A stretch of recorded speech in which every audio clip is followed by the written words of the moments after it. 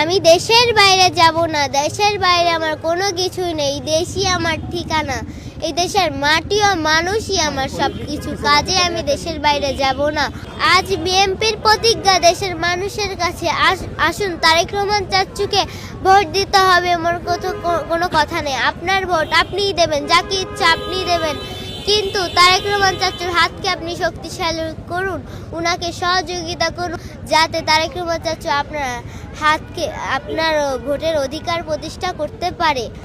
এটা আমি টিভি দেখছিলাম, টিভি থেকে আসছিল দেশনেত্রী বেগম খালেদা জিয়া মৃত্যুবরণ করছেন, তাই আমি প্রথমে বিশ্বাস করছিলাম না, এটা মনে হয় মিথ্যা নিউজ। পরে আবার দেখি এটা সত্য নিউজ। আমি অনেক কান্না করছি, আমার বাবাকে বলছি তোমার নেত্রী মারা গিয়েছেন। আমার বাবা কি বলো, তোমার মারা গিয়েছেন? আমার বাবাও ফেসবুকে দেখছেন সত্যি মারা গিয়েছেন। পরে আমরা 7:30 রওনা দিয়ে 12টার সময় পৌঁছেছি। আমরা যশোর থেকে এসেছি।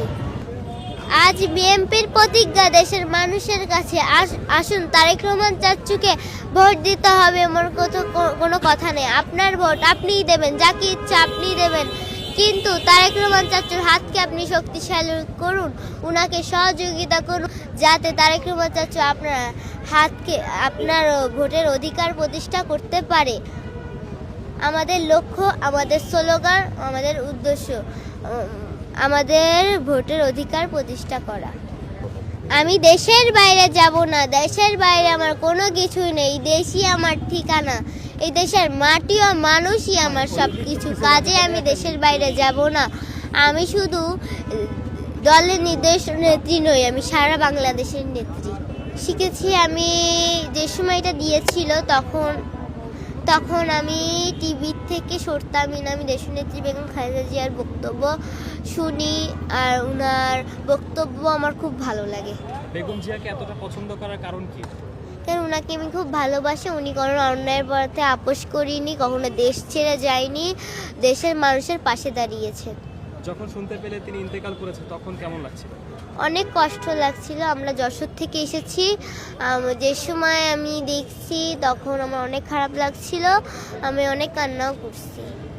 যশোর জেলা যুবদলের প্রচার সম্পাদক। আমি দেশের বাইরে যাব না, দেশের বাইরে আমার কোনো কিছুই নেই, দেশই আমার ঠিকানা। এই দেশের মাটি ও মানুষই আমার সব কিছু, আমি দেশের বাইরে যাব না। আমি শুধু দলের নির্দিষ্ট নেত্রী নই, আমি সারা বাংলাদেশের নেত্রী।